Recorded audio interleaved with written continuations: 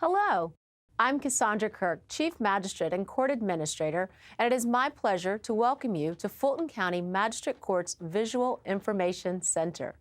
The video that follows is designed to give you a detailed view of the Magistrate Court garnishment process, whether you are the plaintiff, defendant, or the garnishee.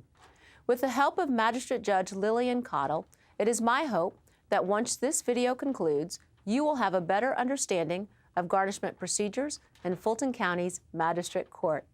Again, welcome, and we look forward to serving you.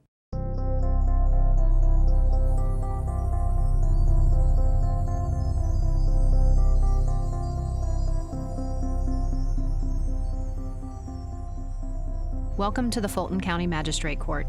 This three-part video series will give you a brief overview of how garnishment cases are handled in our court.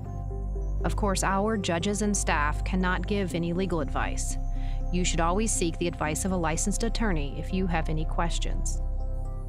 Part 2, the garnishee. This is the second part of our three-part garnishment video series. This segment focuses on the garnishee. If you are the garnishee, you must, starting on the day that you are served with a summons of garnishment, hold all of defendant's money or property for the period of time specified in the summons. The type of property and the length of time it must be held depends on the type of garnishment. If you are defendant's employer, you are required to withhold 25% of defendant's disposable earnings. Most continuing garnishments last for 179 days or until the judgment is satisfied, whichever is shorter. The only exception to this is a continuing garnishment for child support arrearage. Continuing garnishments for child support arrearage allow a greater percentage of earnings to be withheld and remain in place until the arrearage is satisfied. If you are a financial institution, then you must hold defendant's accounts and property in safe deposit boxes for a period of 5 days.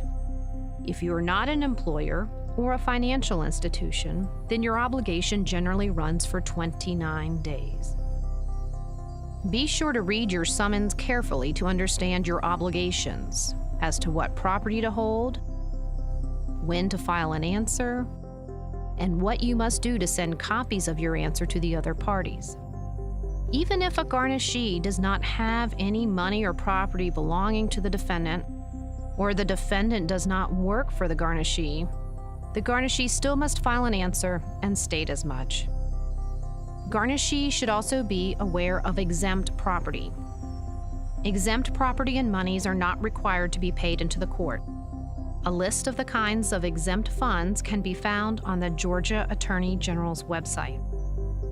If the garnishee fails to file a timely answer, the court could enter a default judgment against the garnishee for the amount remaining on the judgment.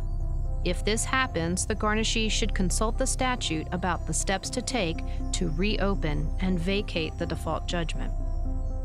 We hope this information has been useful. You may also find additional information and resources on our website. If you have any questions, please seek the advice of a licensed attorney.